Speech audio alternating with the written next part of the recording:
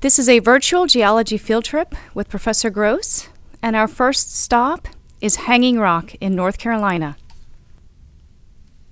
So the rock here, these are quartzite beds, and we're zooming in to try to get a better look. We're going to focus here. Now look at those bedding planes. This is quartzite, a metamorphic rock. The parent rock was sandstone.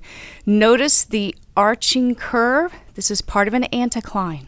These rocks were originally Triassic sedimentary rocks that have been metamorphosed. This is a smaller waterfall. We're going to pan down and look at an erosional bowl created by the waterfall. So again, these rocks are quartzite now, metamorphosed sandstone. Take a look at the ledge up at the top beneath the trees. It's more resistant to weathering and erosion. Hanging Rock and Pilot Mountain are part of the Saratown Mountains anticlinorium. Here we're looking at tigmatic folds in the micaceous schist at the base of the quartzite. The sands that formed our parent rock, sandstone, were beach sands many millions of years ago in a shallow marine environment. Now we're going to take a look at a nice fracture that runs all the way from the top of this outcrop, basically splitting the rock in two, and runs all the way down into the subsurface. Here we're looking at cross-bedding in the quartzite.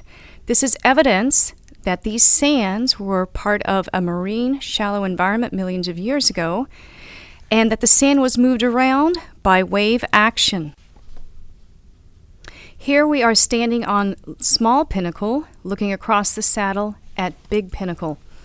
The sands that would make up the quartzite of Hanging Rock and Pilot Mountain were the sands of the Iapetus Ocean that once lay in between the supercontinents of Gondwana and Laurentia.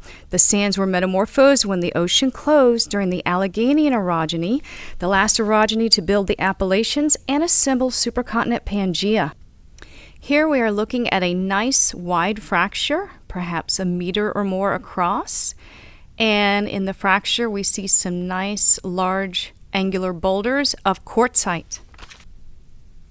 We are now looking at Raven Rock, which is northwest of Fayetteville within the Piedmont. Take a look at that overhang. That's going to come down one of these days. We are now going to zoom in on a fracture here. As we zoom in, you're going to be able to see bedding in the quartzite from when it was a sandstone. And we're going to zoom in and take a look at this fracture. Again, this is part of the Piedmont physiographic province of North Carolina. Look how wide that fracture is, frost wedging. Now we are going to take a 360-degree view of the huge angular boulders of quartzite that have eroded out of the outcrop. The Cape Fear River is in the background.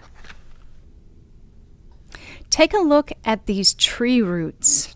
As you can probably imagine, once upon a time, these tree roots were quite extensive in the soil. What happened to that soil that was covering the tree roots? It has eroded away. So Raven Rock is part of the inner Piedmont province of North Carolina. And Raven Rock is actually right at something we refer to as the fall line, which is the boundary between the Piedmont, with more rocky outcrops, and the coastal plain, which has a lot of sand. So we're zooming out here, looking at heavily fractured rock and a boulder there that's about to come out. We see here sort of a cave that has formed as a result of fracturing. Notice the humans for scale.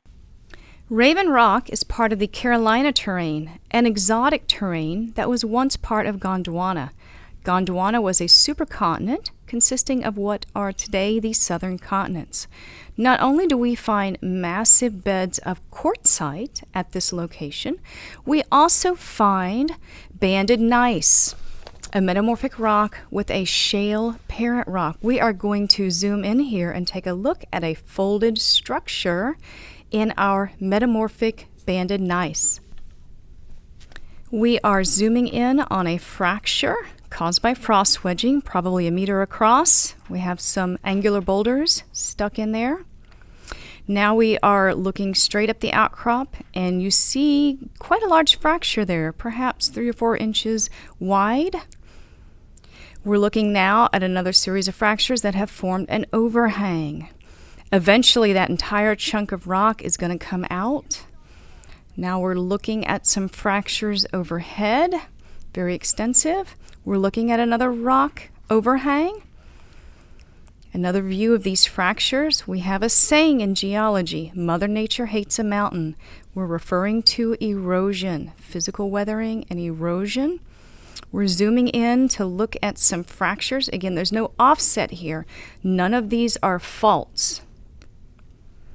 And another look at that rock overhang. We are looking at fractures along bedding planes in the quartzite, and there's a cave that has formed there as a result of frost wedging. We are looking at quartzite outcrop on the Cape Fear River at Raven Rock. This is not something we see in the coastal plain. We're going to zoom in and take a look at this rock.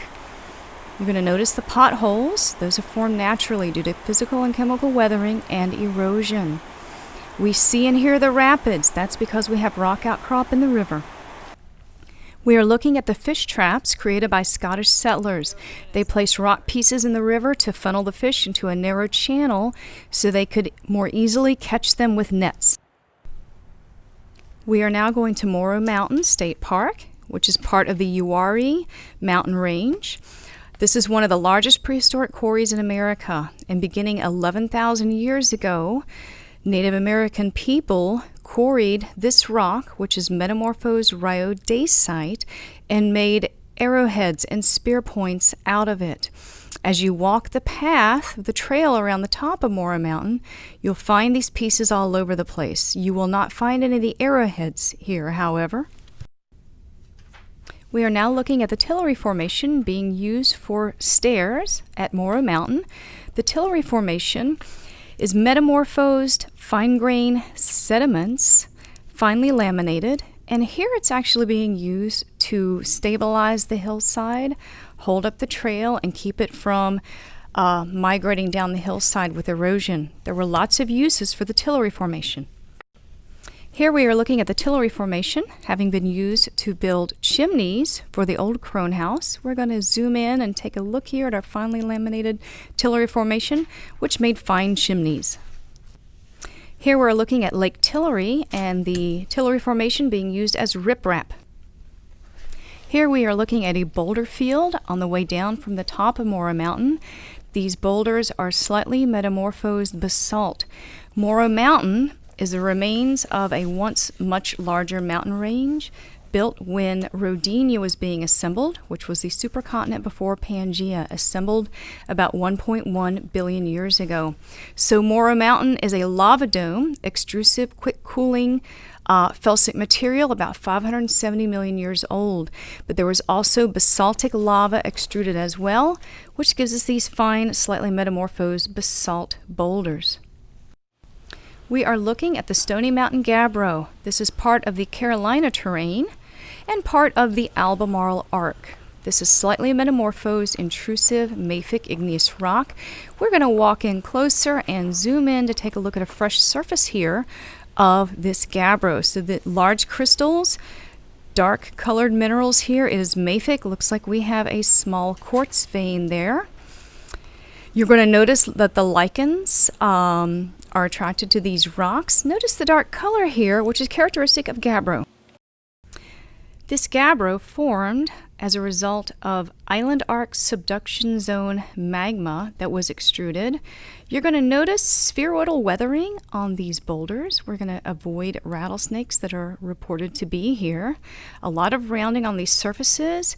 We're going to walk over closer and zoom in on this rock. We're going to have to adjust the iris. There you go. Take a look at that nice quartz vein cutting across the gabbro boulder.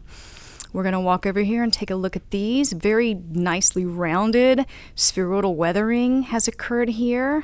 You'll notice the dark color, again characteristic of gabbro, a mafic igneous rock. And we are going to zoom in a little closer on that rock there on the left, and we see a nice fracture that has cut all the way through as a result of physical weathering.